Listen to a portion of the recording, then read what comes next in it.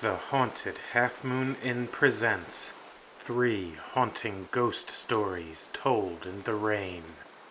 Beware of the ghastly lady in white. A semi-transparent woman wearing a 19th century white dress appears to kids and young adults as they are on their phones. In the second story, a man suffers from intense night terrors and sleep paralysis. The source of his nightmares appears to be far more terrifying than anything he ever imagined.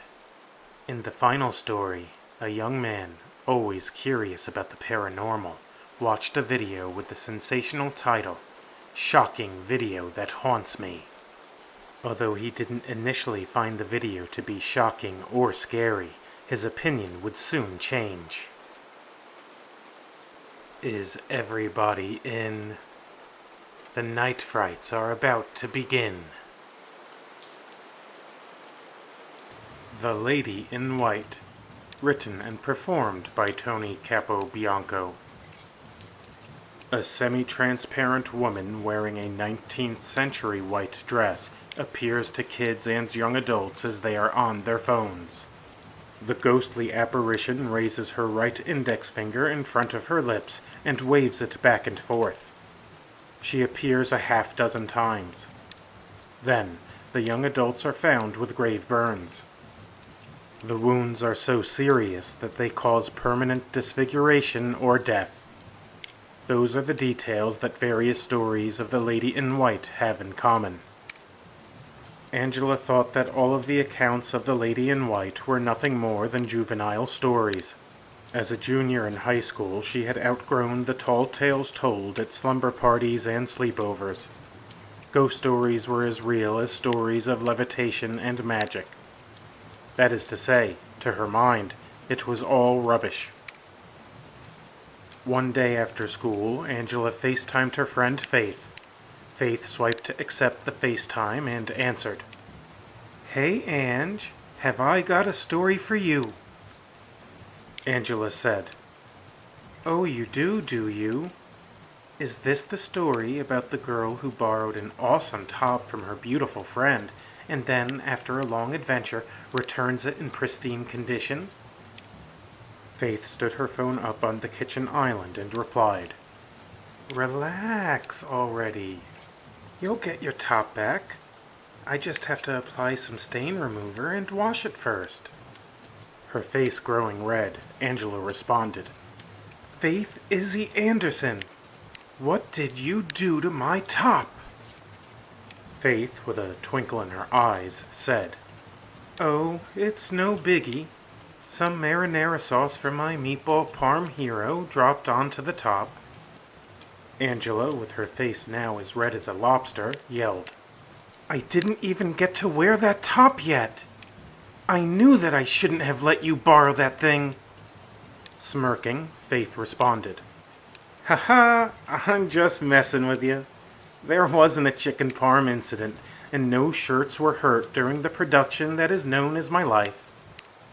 Still frustrated, Angela said, "That wasn't funny. You're gonna pay for this."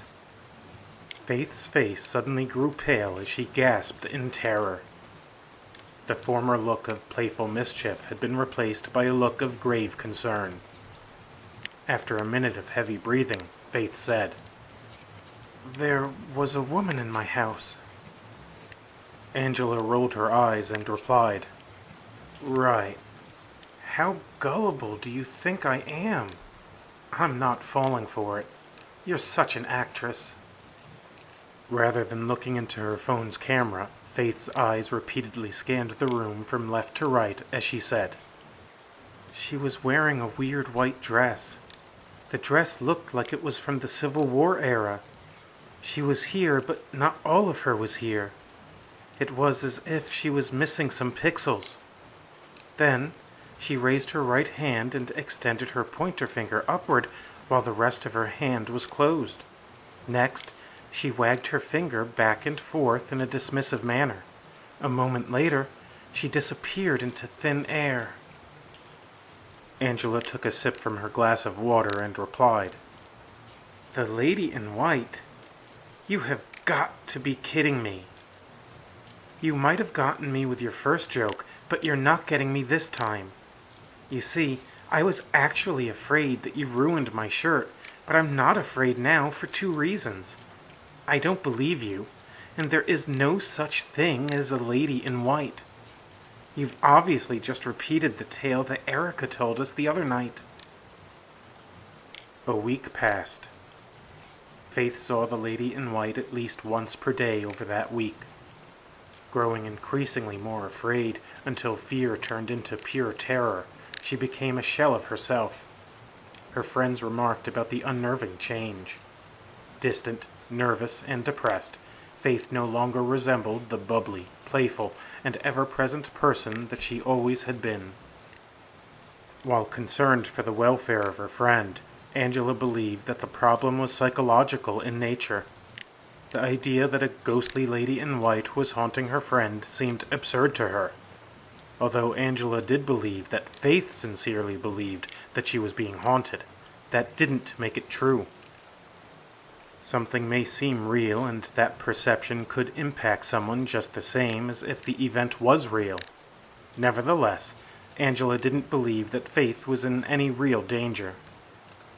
One Monday, however, Faith had been found in her bedroom with third-degree burns all over her hands, arms, and face.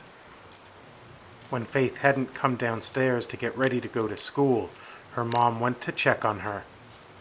What she found was a horrifying sight that no parent ever wants to see.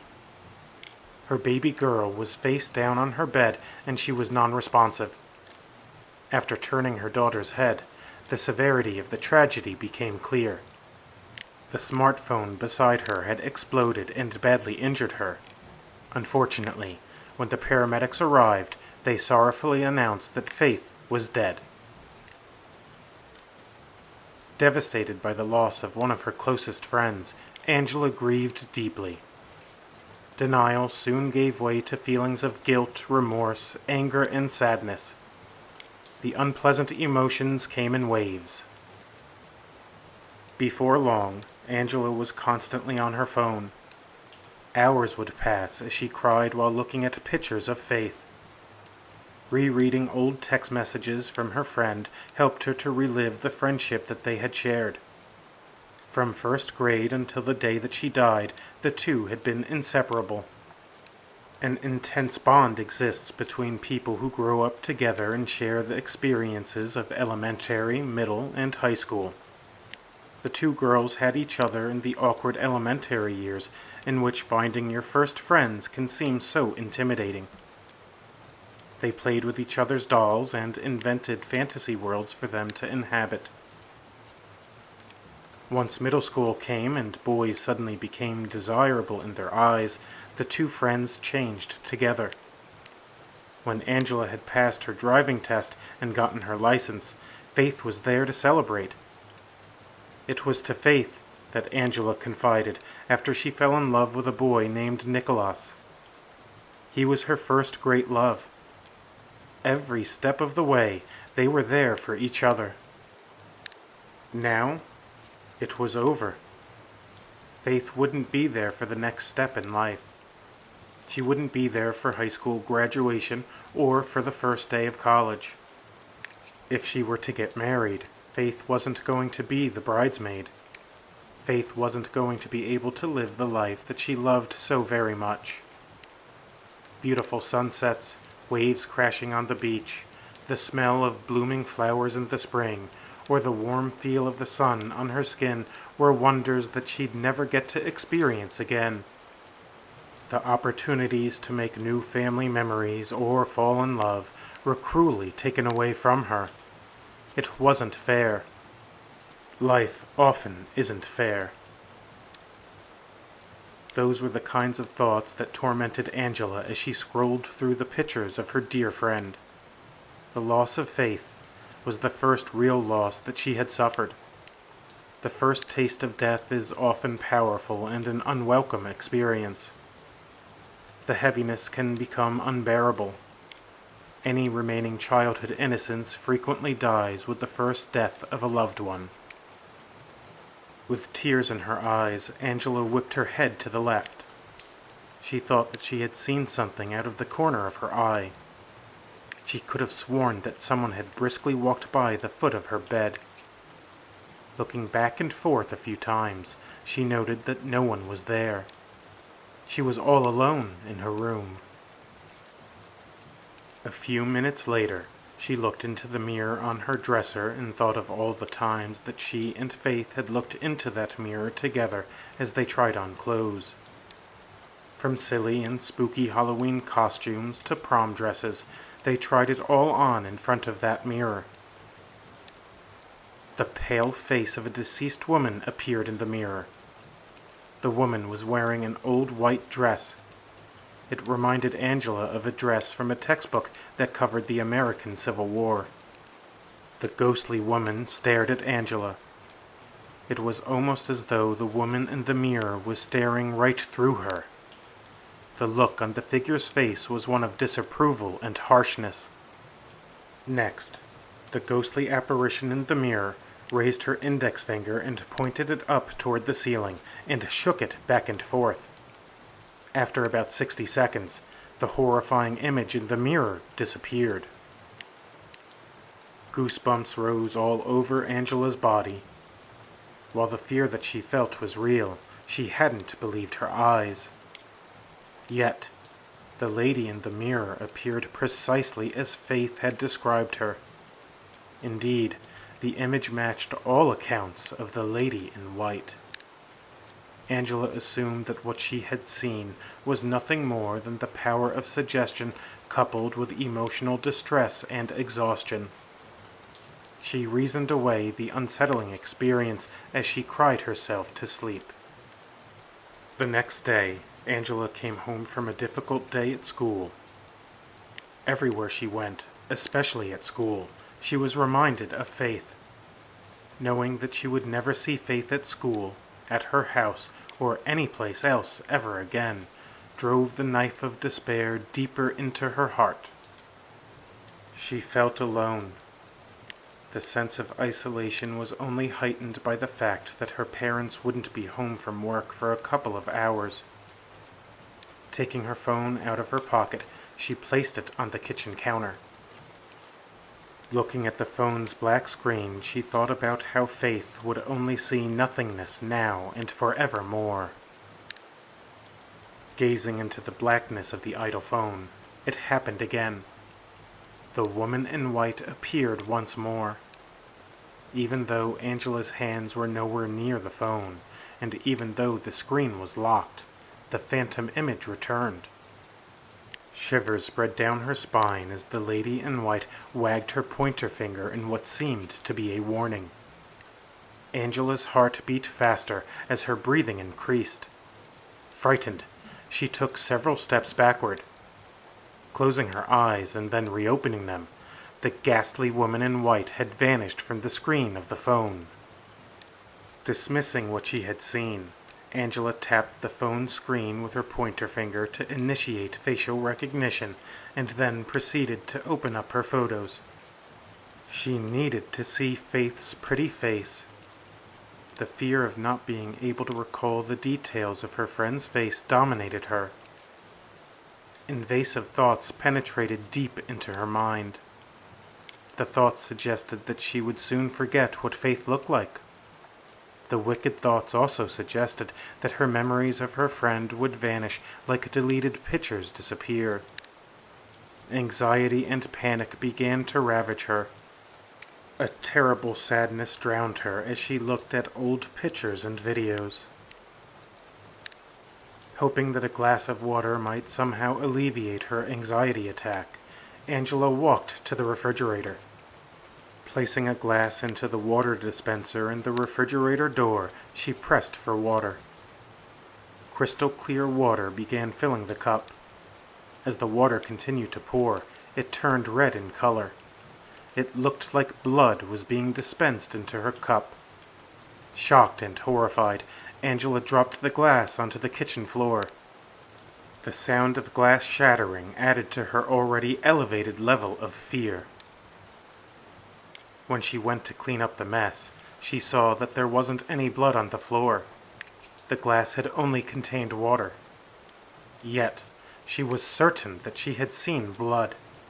She had never been prone to hallucinations before.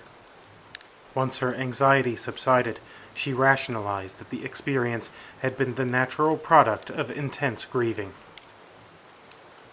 The following night, things escalated. In the solitude of her room, Angela reread her old text messages from Faith. Reading over Faith's description of the lady in white, Angela noted how many similarities existed between their chilling experiences. As she read Faith's old texts, the screen flickered. The text disappeared. Only a blank white screen remained. Angela tried to back out of the application. The attempt failed. Then, all of a sudden, it looked as though someone was typing a message on the blank screen.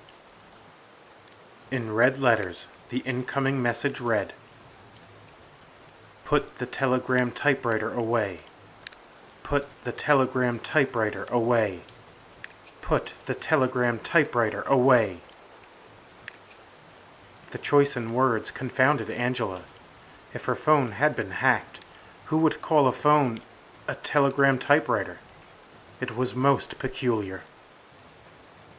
Puzzled, she sat on her bed. After restarting her phone in the hopes of correcting whatever was wrong, she returned to reading old texts from Faith. The ringtone on her phone sounded and broke the silence. An incoming FaceTime call came in. The call came from an unknown caller. Although Angela hadn't accepted the call, the FaceTime began all the same. The face on the other side of the screen belonged to the lady in white. That dreadful, pale, sinister face stared right at her. Terrified, Angela jumped several feet.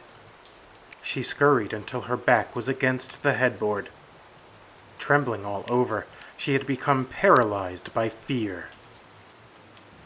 The lady in white spoke through the phone and said, "Naughty girls must be punished.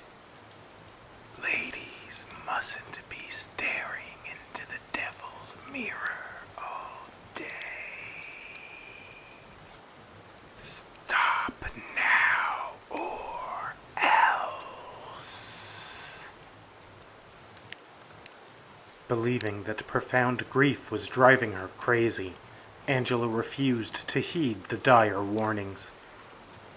Compelled to look at the devil screen, she continued to use it to text her boyfriend and to look at old pictures of the recently departed Faith. The next day, her father walked into a horrifying discovery. His sweet, beautiful daughter Angela was motionless in her bed. Her pillow had been seared. Severe third-degree burns covered her hands, arms, and face. Just as happened to Faith, it appeared that her phone had exploded. The police department determined that the battery had failed and exploded. The explosion caused severe burns. Unlike Faith, Angela hadn't been killed. However, she was horribly disfigured, and to this day, she is in a coma. It's been 2 weeks since Angela's tragedy. She is my girlfriend. She confided her extraordinary experiences to me. I urged her to be cautious and to not dismiss the possibility that the phenomenon was supernatural. I told her that it was better to be safe and feel silly than to be cynical and dead. Unfortunately, she remained stubborn. While I'm thankful that she is still alive, and I hope that she will regain consciousness, I am pained by the difficult fight that waits for her. Angela is my angel, and I will remain by her side for as long as it takes. She's beautiful on both the inside and the outside. I can't imagine life without her, and I refuse to try to do so. I choose to be optimistic. As long as there's breath, hope remains. Seeing the similarities between what happened to Faith and Angela, I was determined to find answers. Speaking with Erica, I learned some interesting information. Erica was the first of our friends to see the lady in white. Erica, too, had been threatened by the evil woman in white, but she heeded the warning. Rarely does she use her smartphone or tablet. Together, Erica and I researched stories of the lady in white. There are hundreds of accounts of her hauntings. Reports of encounters with her date back to 1886. The earliest accounts speak of similar frightening encounters, but they didn't seem to be deadly. Injuries purportedly caused by the lady in white show up in the 1940s. Deaths purportedly attributed to the lady in white seem to have started to pop up in the 1990s. Erica and I think that she is gaining more strength over time. We posit that at first she was only able to frighten people. Next, she had gained enough strength to physically interact with the material world and cause physical harm to objects and persons. Then she became powerful enough to murder her targets. We can't prove our theory, but we are convinced that we're correct. Several nights ago, I saw the lady in white. She appeared in my bathroom as I scoured the internet for eyewitness accounts. Sitting on the toilet, the pale lady in white materialized in front of me. As she did with others, she waved her index finger in a threatening way. Having been on my phone even more than usual, I think that I must have drawn the attention of her dead eyes. Although I refuse to stop looking for answers, I have to be careful. If I am not careful, I know that I'll end up severely injured or worse. Who is the lady in white? The oldest stories suggest that her name was Abigail Thornton. It is said that Abigail was a wealthy plantation owner near Charleston, South Carolina. A vicious slave owner, she enforced strict standards on her husband, children, and slaves. Severe consequences met anyone who violated her standards for manners and modesty in dress. If Abigail discerned that anyone had broken one of her interpretations of biblical morality, she'd have them beaten severely. It was said that she slit her husband's throat because on one occasion he failed to keep the Lord's Day holy. She then blamed the murder on a slave who didn't wash her dishes to her liking. Her reign of terror continued until her death in 1886. The haunting started shortly after she had died of consumption. Her cruelty and tyrannical nature were so great that they chain her to the physical world to this day. Having seen the ghastly apparition ourselves, Erica and I attest to the fact that she looks remarkably like the old black and white photos of Abigail Thornton. The lady in white is dangerous. There has to be a way to destroy her, or at least to stop her. We have read a lot of lore regarding how to end a haunting, but nothing seems certain or reliable. With an evil ghost as strong as she is, we have to be exceedingly cautious. While the prospect of facing her terrifies me, I feel that we must do it. I owe it to Faith and to Angela. I have to avenge them and exact justice. Besides, if no one does something to stop her, the casualties of the lady in white will only continue to grow.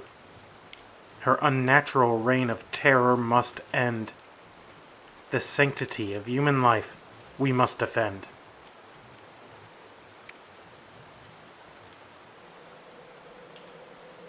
It is the origin of nightmares.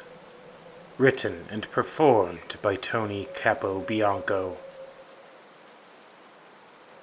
Have you ever had a nightmare that was so scary that you slept with the lights on? Have you ever had vivid, recurring nightmares? Have you ever been afraid to go to sleep at night? I have. Folklore from various cultures around the world and across time offer explanations for where nightmares and night terrors come from.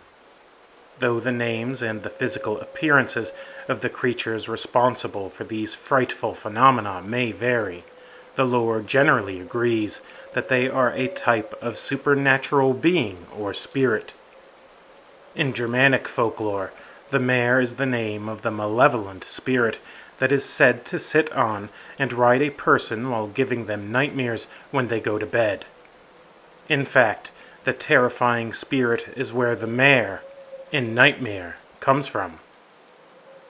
In ancient Greece, a daimon named Epialus caused nightmares. In ancient Persia, nightmares were attributed to Dives. In some of the lore from the Christian world, nightmares and sleep paralysis were blamed on witches and on the souls of women who were to be damned. Whether human, goblin, or demon, supernatural powers and abilities were at the root of all these legends. Although science now offers physiological and psychological explanations for nightmares and sleep paralysis, could it be that there really is a supernatural source behind these frightful events? What if the varying folklore around nightmares are based on one real, terrifying, sinister, inhuman spirit? After a series of horrific nightmares over several years, I searched for help. The nightmares were so awful and potent that they'd wake me up and make it impossible for me to return to sleep. The fear and despair from the terrifying dreams were so intense that the dreadful feelings lingered around me like a fog, even long after I had awakened. The unmistakable sense of an evil presence in the room with me accompanied the negative emotions which haunted me. Night after night, I would go to bed, and then the evil dreams began. In the nightmare, I felt a most sinister presence. It was the presence of pure evil. The evil presence is not to be mistaken for fear. While fear was involved, it was not alone. There was something else, something distinctly more than fear at work. The feeling was like a heavy, unnatural, and ill-intentioned smoke that smothered me. Once the malevolent presence joined with and made the fear become more acute, it showed itself. In my bed, with my eyes closed, I suddenly felt compelled to turn my head toward where the evil presence was strongest. Then I opened my eyes, and I saw it. The most horrific demon materialized before my eyes at the side of my bed. The monstrous spirit was semi-ethereal, with horns on its ferocious beast-like head. Its fierce, red glowing eyes glared at me as its open mouth revealed large, pointy teeth. The demon had two enormous bat-like wings which stretched from one side of the room to the other. The hideous figure appeared to be 7 feet tall as it hovered above the floor. The thing was so grotesque that I felt sickened at the sight of it. Absolute fear drowned me. A storm surge of unbridled evil engulfed me in the most awful darkness. Paralyzed, I couldn't even wiggle my toes. As desperate as I was to sit up and get out of that room, I couldn't move. My mind screamed for me to at least turn on the light, but even that simple task was an impossibility. The evil entity stared at me as I remained motionless and powerless. It seemed to gain a sadistic satisfaction from tormenting me. The whole event seemed to go on and on for what felt like an eternity. Finally, I was able to jump out of bed and turn on the light. Once the light was on, the demonic figure vanished. The evil presence remained for a while, but at least I no longer saw it. Just as the feeling of evil began to dissipate and some relief at long last started to set in, I woke up and found myself in bed. It was a nightmare. My room was dark and I couldn't see much. My stomach sank as I once again felt the evil presence. Wanting to turn on the light, I discovered that I couldn't move. It was happening again. I turned my head and saw the same sinister spirit levitating at my bedside. The entire dreadful experience played out again. Once more, when I finally became able to move and turn on the light, the whole damn sequence painfully played out yet another horrific time. It was a nightmare within a nightmare within a nightmare. The terrifying ordeal was exhausting. The nightmares were ultra-vivid and hyper-real. That specific nightmare wasn't a one-time occurrence. It was a recurring nightmare that I suffered through numerous times over the years. Worse still, the frequency of that particular nightmare increased to the point where I was having it nearly every night. The human body needs a certain amount of sleep, and I wasn't getting it. The plague of nightmares was leaving me utterly exhausted. It had become increasingly difficult to function at work. My mood and personality had also been rapidly deteriorating. The lack of sleep had made me irritable and prone to losing my temper over the littlest things. Lifelong friendships were also paying a heavy price. Afraid to lose my friends and my job, I feverishly searched for answers. Scrolling through hundreds of search results on my internet browser, I tried to make sense of what was going on. From sleep institutes, I learned that there was a great deal of science behind nightmares, sleep terrors, and sleep paralysis. Apparently, around 4% of the population suffers from chronic nightmares.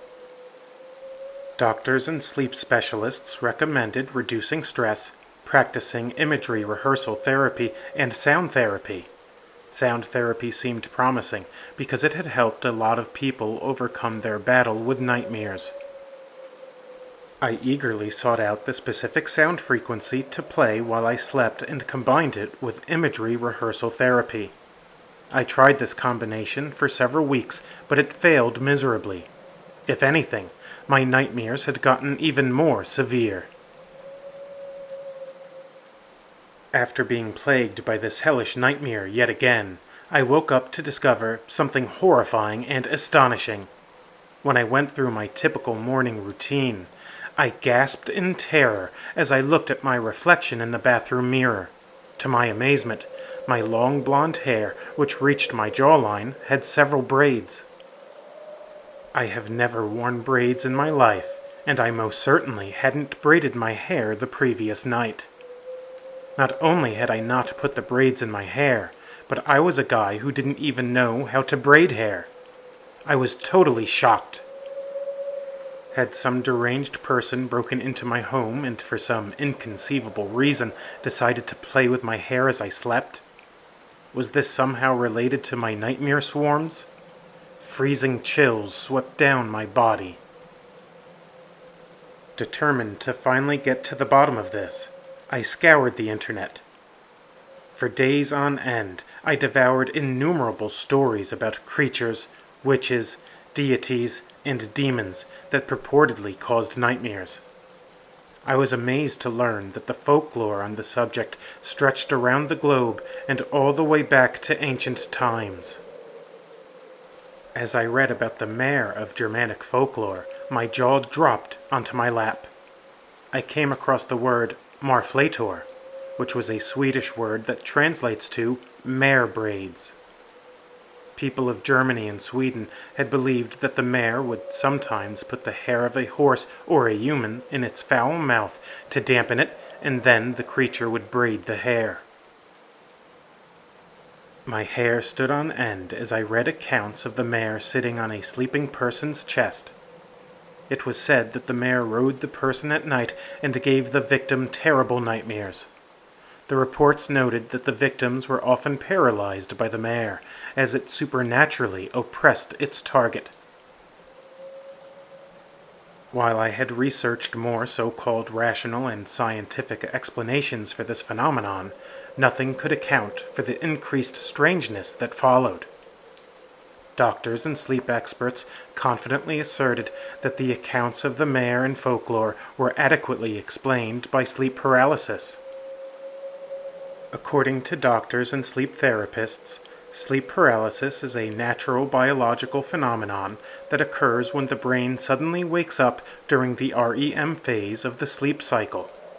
When the person awakens abruptly during that phase, the body remains paralyzed due to chemicals that are produced to protect itself by preventing the person from acting out the events experienced in a dream.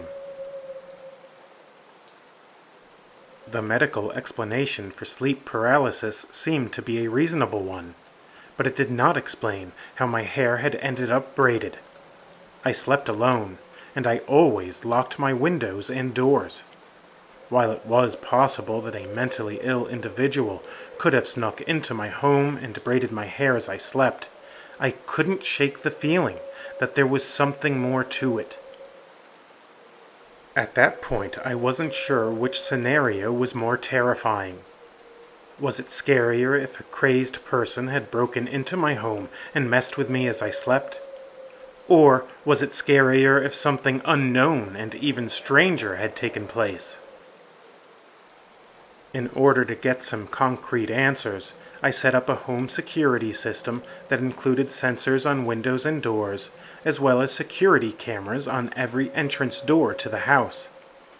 If someone were to break into my house, I would know about it. Tired, frustrated, angry, and depressed, I was at my wits' end. Perhaps I would have simply stopped there with the installation of the home security system and accepted that there was nothing more that could be done if things had stayed the same. However, things didn't remain the same. They got worse. Much worse. One night, during the recurring nightmare, the evil demonic spirit didn't just stare at me from my bedside. It slowly hovered over me and then bit my stomach. The pain from the bite was intense.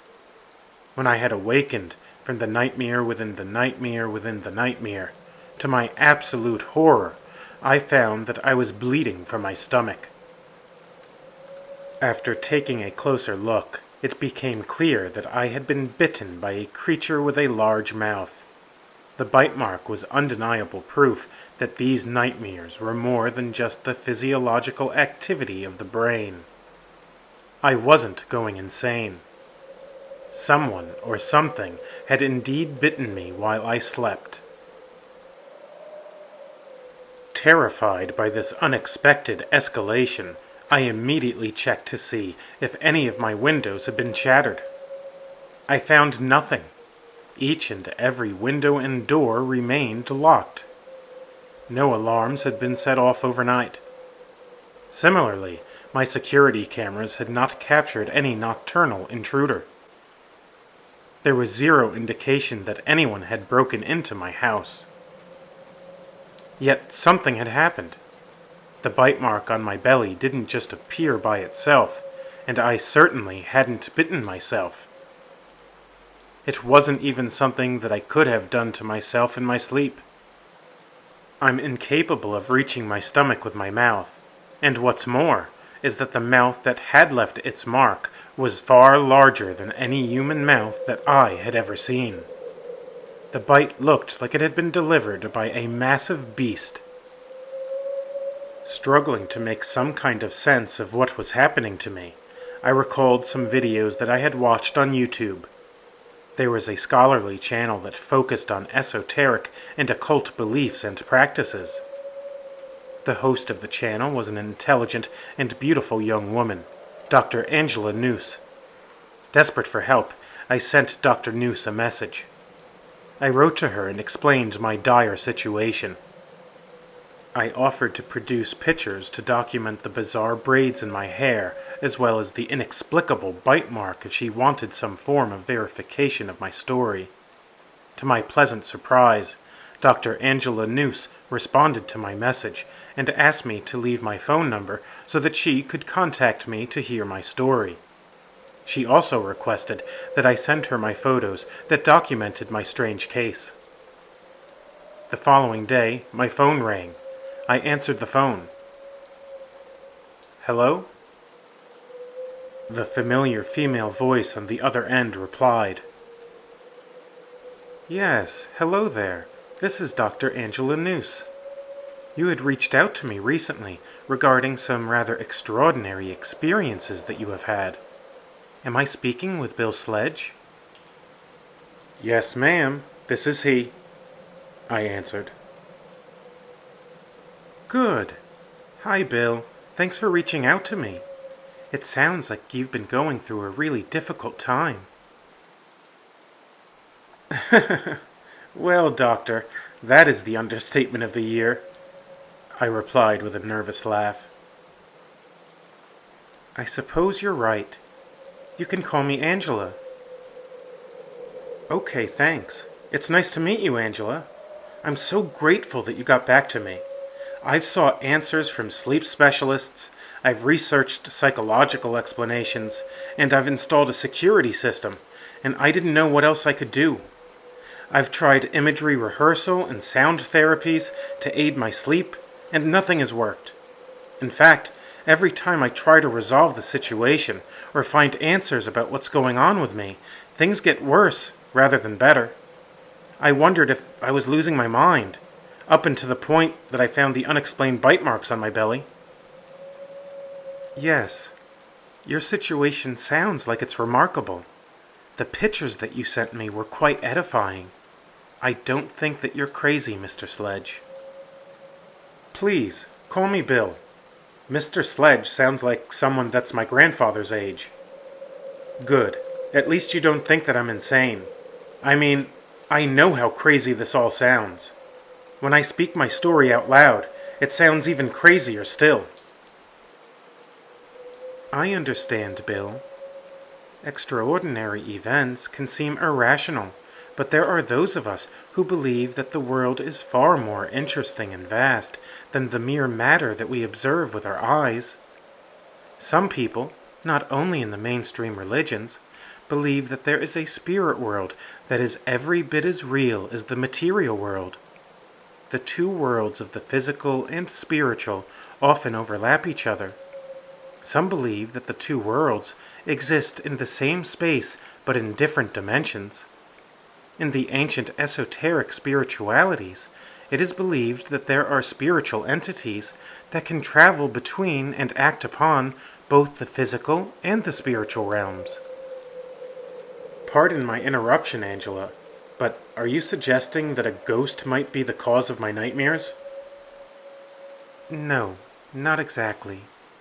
Throughout human history, people have documented reports of what we now call sleep paralysis. Various cultures, including the most ancient, believed that spirits caused nightmares. Based on the message that you had written me, I know that you are familiar with the mare of Germanic folklore. Yes, Angela. I have read a lot of what's available online about the mare.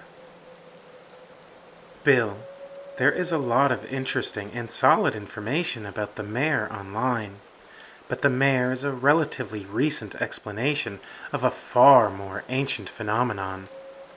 I have learned of a far more ancient account of a similar nocturnal spirit. The spirit dates back to the earliest recorded human writings.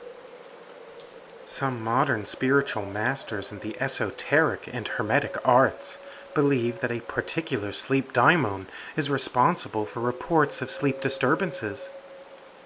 They think that this old, inhuman spirit is basically a spiritual shapeshifter.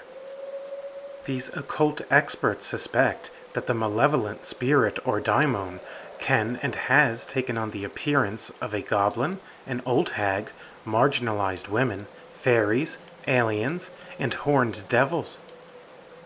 The name of this ancient evil spirit is Malmortor. Its name more or less translates to evil deathbringer. It is the origin of nightmares. Chills ran down my spine and my blood turned into ice when I heard Angela speak the name. Malmortor. What a terrible name. At the pronunciation of that name, it felt like a shadow of the evil presence had manifested in the room with me. Dr. Angela Noose continued. Malmortor is a powerful and extremely evil spirit of nightmares, sleep paralysis, mental illness, and death. It is an evil, inhuman entity that feeds on suffering, pain, torment, fear, depression, and all negative emotions. The more it feeds on a person's negative emotions and pain, the more powerful it becomes in the physical world. This is why people that are unfortunate enough to suffer through recurring and chronic nightmares often note an escalation in the severity of the assaults over time. When the activity becomes like a sinister, supernatural storm surge of evil, the person often becomes severely depressed and isolated. Despair consumes the victim. Hold on, Angela. Am I in danger? This sounds far more serious than I had imagined. I responded as a familiar feeling of fear washed over me like an enormous wave. Bill, if it is Malmortor at work here, then unfortunately, yes, I'm afraid that your situation is dangerous. You see, the braiding of your hair, the bite marks, and the increasing cluster of your nightmares within a nightmare are indicative of someone who has been marked by the demonic spirit. Once Malmortor has marked a person, it means that it has targeted the person. The end goal of this ancient evil spirit is to possess the body of the marked individual, or to drive them into madness, or to kill the person, or possibly to drive the hopeless person to commit suicide. Dear God, I'm freaking out. What can I do? Please, Angela, there has to be something that I can do, I desperately pleaded. Please, Bill. Scaring you is not my goal. Take a deep breath and focus on the simple act of your breathing right now. I did as she said, and surprisingly, the simplicity of being in the moment and recognizing that I was alive and well was very calming. When Angela noted that my breathing had become more tranquil, she continued. As serious as attacks from Malmortor are, he is not omnipotent, and you are not helpless. Now that you know who, or rather, what is stalking you, there are easy actions that I'd like you to take. Are you willing to do what I tell you to? Yes, Angela, of course. Please continue. I'm listening. Okay, good. Malmortor is a sinister spirit that is strongest in the darkness. Light weakens it, and it avoids the light. When the sun sets, make sure to turn on the lights and do not allow them to go out. This is especially important when you go to bed. I implore you to sleep with the lights on. The second thing that I want you to do is to take some salt. Any kind of salt will do, but highly spiritually advanced and attuned esoteric mystics say that sea salt is particularly powerful. Once you have the salt, go to your doors and use the salt to form a circle with an eye in the center. Then, use the salt to draw an X within the circle with the eye. Making this symbol in the front of every door that opens to the outside creates a spiritual protection. The sleep demon will be unable to cross the threshold into your home. Next, take the salt and make the same symbol in front of any windows that you have in your bedroom or wherever you sleep. Once that is done, make the same symbol under your bed. Finally, have your first good and safe night of sleep. I did exactly as Dr. Angela Noose said, and it worked. For the very first time in years, I was able to sleep peacefully without any nightmares.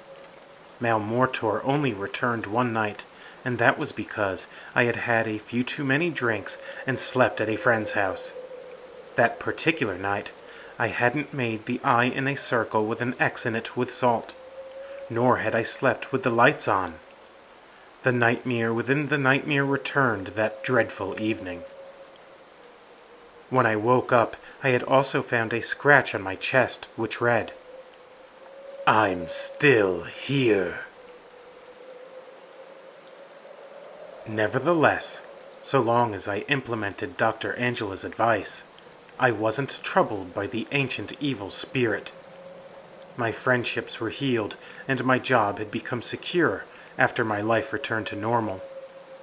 I kept in contact with Angela Noose, and I have come to call her a friend.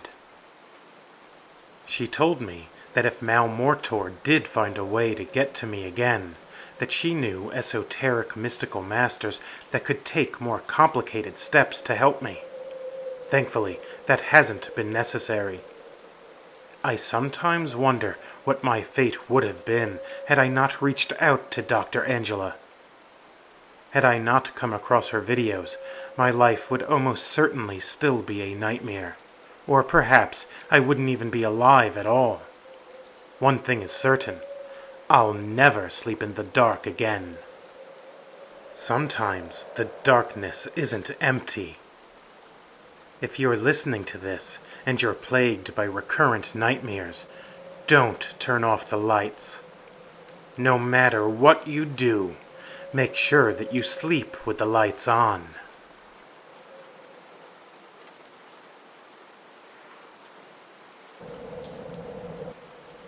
Shocking video that haunts me. Beware, don't watch. Listening to scary stories and watching videos about ghosts on social media was always harmless fun. It was a safe way to satiate my curiosity about otherworldly mysteries. At least, that's what I used to think. One day, a video called "Shocking Video That Haunts Me" appeared in my recommended videos. Although the sensationalistic title caused me to roll my eyes for a moment, my curiosity had gotten the better of me. If the video was truly shocking, and if it did provide compelling evidence of a real haunting, then I didn't want to miss it. While I thought that it was highly unlikely that the video would live up to the promise of the titillating title, I was afraid that I'd miss out if I didn't check it out. I clicked on the link. My life would never be the same again. It's astounding how such a seemingly small, simple, split-second act can have catastrophic, life-altering consequences. Something that I had done hundreds or thousands of times in the past had, on this occasion, manifested the unimaginable. Had I known then what I know now, I never would have clicked on that damned video. The video began in an ordinary way. The voice of a young woman explained how she had come across a video with the title, "Shocking Video That Haunts Me." An eerie video loop of fog accompanied her as she told her story. She then described the appearance of the disturbing apparitions that she had seen in the video. As she described the ghosts, they appeared on the screen of my phone. As soon as I saw them, they creeped me out. Something about the images seemed unusual and unnatural. The video was creepier than I had expected it would be, but it certainly wasn't shocking. After I had finished watching it, I concluded that it had been clickbait, and that I'd forget all about it in no time. I then put on a video made by one of my favorite content creators. The video was an original science fiction story. About halfway through the episode, it happened. One of the creepy images from the earlier clickbait video appeared in the unrelated science fiction video that I was watching. A slight chill began to rise on my upper spine. Did I really see the same ghost from the earlier video in this new video? I rewound the video a minute back and then hit play. This time, there was no trace of the ghostly apparition. I figured that I must have imagined it. I didn't think any more of it. Later in the evening, I used my phone to surf through social media. Steve Gimble, a classmate, had posted a selfie of himself at the gym. That kind of thing always irritated me. It's fine if you work out, but do you have to broadcast the play-by-play to the world?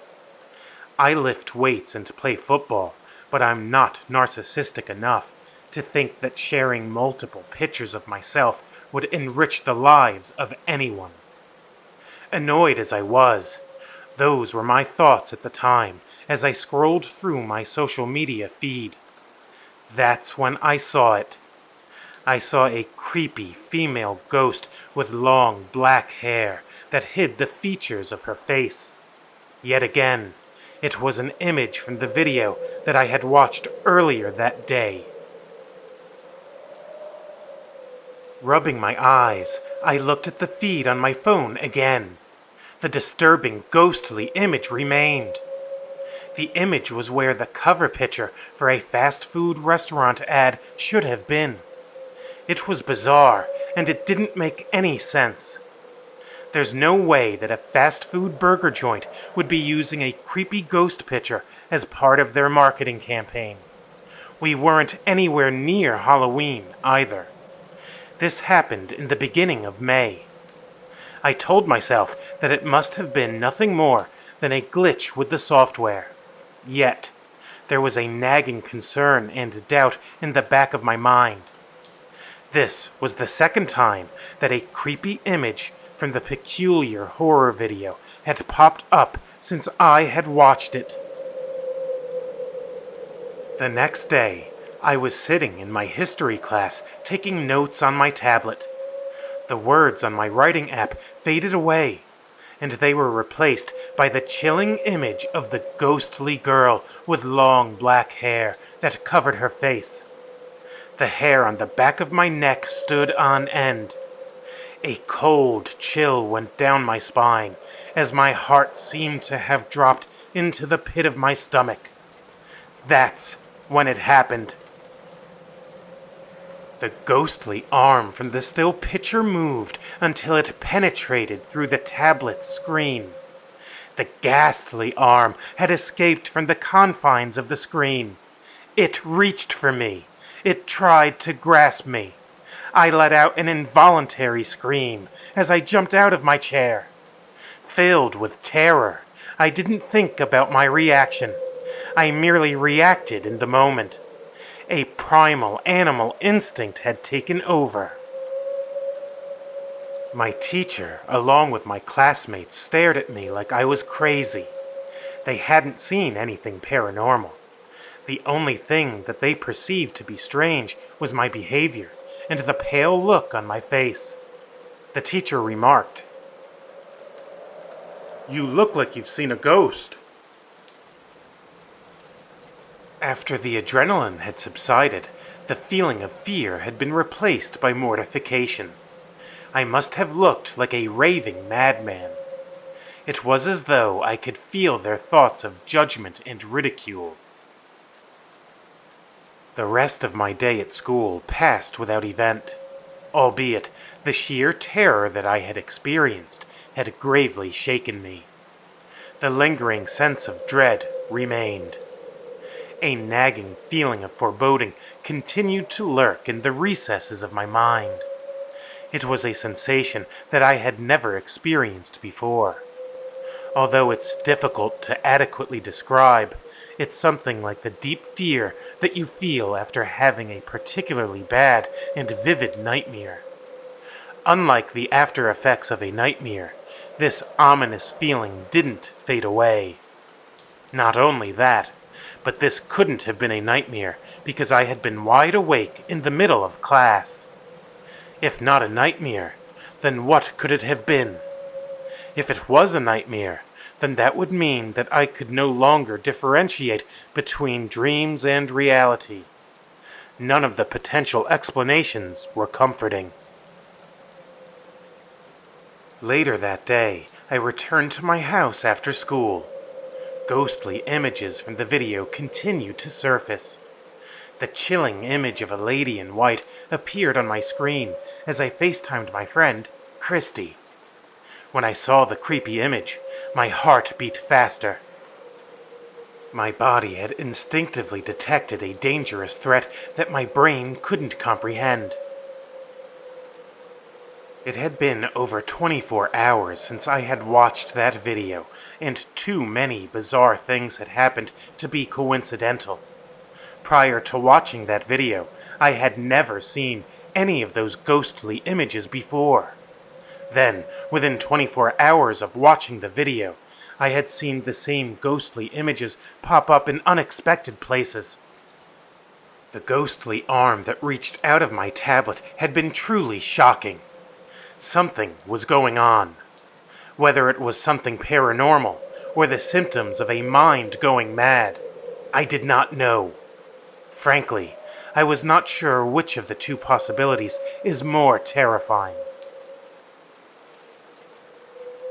At 15 minutes past midnight, I was awakened in my bed by a spine-tingling voice. It was a female voice that had a sinister and unnatural tone. The phantom voice said, "Griffin, Griffin, you opened the link, and now we're here. Forever will you live in fear, unless you share your despair."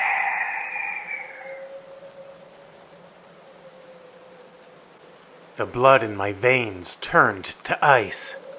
As my blood froze over, I instantly became paralyzed by fear. I couldn't move. I couldn't speak. The only thing that I could manage to move were my eyes. In the darkness of night, my eyes frantically darted to and fro, searching for the source of the sinister voice. I found nothing apart from the twisted things in my imagination. It remained that way for what must have been 5 minutes. That's when the clouds in the sky parted and moonlight streamed into my bedroom. The melancholy light of the moon revealed a hideous, green, feminine, demonic face. I instantly remembered it as one of the faces from the infernal video. An overwhelming feeling of pure, oppressive evil weighed me down. The thick atmosphere was otherworldly. It was an unnatural and malignant presence. I wanted to flee from it as fast as I could, but I was paralyzed. Completely impotent, my heart pounded furiously as my eyes exploded in size. This unadulterated terror was unlike anything that I had ever experienced before. I thought it possible that, if this evil spirit didn't kill me, then I'd die of fright. Sometime after the evil phantom face departed, the paralysis wore off, and the unearthly atmosphere lightened some. I sat up and pulled the bedsheets up over my mouth, as though the light fabric was a protective shield. Shaking and trembling all over, I sat in my bed until the sun rose in the morning. The coming light of the sun seemed to warm the bitter chill that harassed me all throughout the night, while the light of the day lessened the fearful impacts of the dreadful night. It couldn't remove them entirely. A sickening sense of dread accompanied me that day and every day that followed. The ghastly images from the horrific video continued to appear where I'd least expect them to. I'd see the disturbing images when I texted my friends, used a tablet, watched movies, shows, or videos. Perhaps the most shocking repeating occurrence was when the ghostly images would come to life and jump out from the screen. As the frequency of those terrific events increased, so too did their potency. Each additional occurrence became ever more severe. It had escalated to the point that the ghostly images hadn't merely come to life and jumped out from the screen and into the room with me, but they proceeded to touch and attack me. On one occasion, the demonic being scratched my chest and left marks. On another occasion, the dreadful girl with the long black hair reached for my throat, grabbed it, and started to choke me. I gasped for air as I was being strangled. The level of fear that I felt was off of the charts. The fear didn't dissipate after the attack either. It couldn't have been my imagination because there were very real choke marks on my neck. My parents suspected that I was being bullied at school, and my teachers and classmates suspected that I was being physically abused by my parents. When I finally told my parents what was really going on, they didn't believe me. They made me an appointment with a psychologist. They feared that I may have been suffering from the onset of schizoaffective disorder. This lack of understanding hurt me, but what hurt the most was the fact that my family didn't believe me. I felt like I was a tiny island in an ocean whose horizon was darkened by a ferocious Category 5 hurricane. I felt like the dark, powerful, and relentless storm surge was going to drown me and sweep my dead body out to sea. The intense loneliness was eased only when I discovered that I wasn't alone. A girl from school had recently begun suffering from the same exact phenomena. Her name was Katie, and she too had watched the video. Katie loved scary stories and horror movies. She believed in the reality of ghosts, and her curiosity had gotten the better of her. When she saw a video with the title, "Shocking Video That Haunts Me," she couldn't resist clicking on it. Like me, she initially thought that the video was a bit unsettling, but not particularly remarkable. Then, within hours of watching the video, she began to see the images from the video in her social media feed, and then on her phone, tablet, and TV.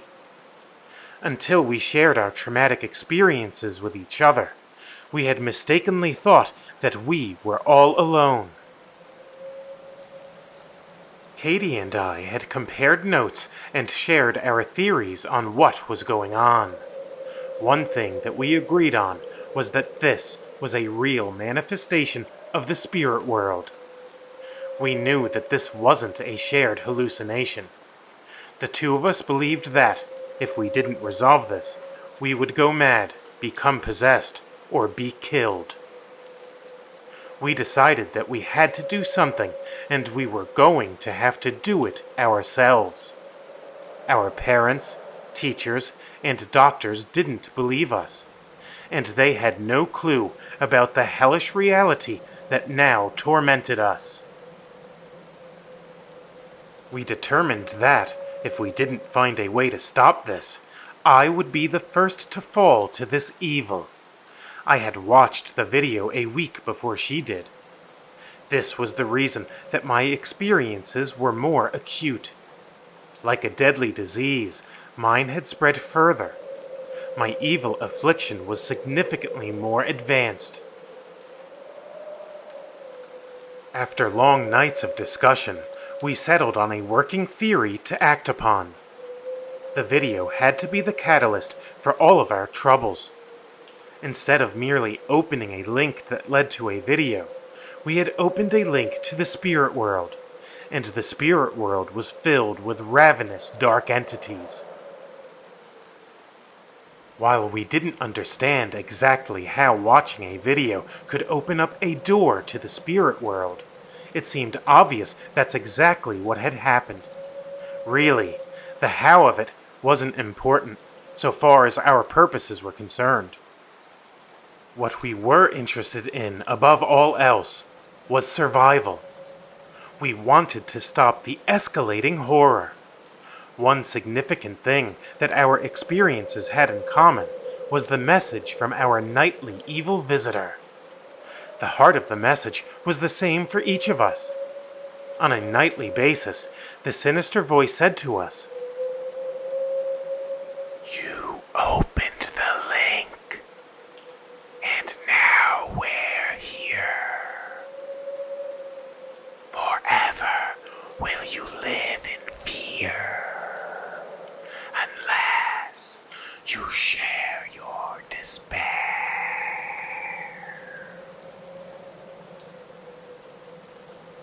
We concluded that these weren't just scary words meant to frighten us. It was a real message.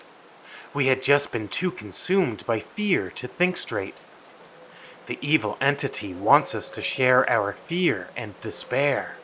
Like a virus, it wants to spread. It wants to invade other hosts. We think that this is the answer. At the end of the original video, the person said, "Share the shocking video, or risk being forever haunted by these sinister spirits." When I had originally watched the video, I thought that the threat at the end of the video had been little more than a desperate attempt to create a viral video. Now it seems clear that the video had been a desperate attempt to escape the evil by helping it go viral. Katie and I had shared the original video in the hopes that doing so would free us from this hell. The problem is that it didn't work. The hauntings continued, and they continued to grow more severe. Our despair deepened. Katie suggested that I make my own video detailing what I have experienced. She believed that since we had ignored the original warning and instruction of the video, that we had to go a step further to appease the powerful entities behind all of this suffering. This is the reason for the video that you're watching right now. "Shocking Video That Haunts Me" is the title for a reason, and I added the subtitle, "Beware, Don't Watch," because I can't, in good conscience, publish this without a warning. Maybe I shouldn't have made this video at all. Perhaps it means that I'm a weak man. If you don't share this video, and if you then become haunted by the same vile spirits that have haunted me, maybe you too will be tempted to make a video just like this one.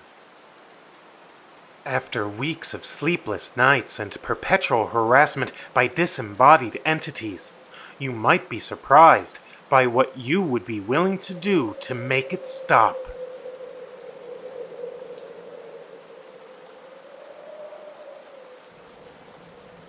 Thanks for stopping by the Haunted Half Moon Inn. I hope that you have enjoyed your stay. Before you go, please put a wooden stake through the like button and leave a comment for the spirits to read. If you did enjoy your time with us, subscribe to this undead channel. Doing those little things really helps me to reach more souls. The world is sick and hurting.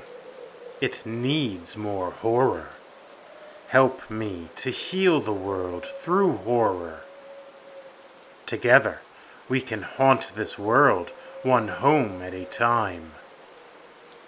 And always remember, just because you don't see them doesn't mean that they aren't there.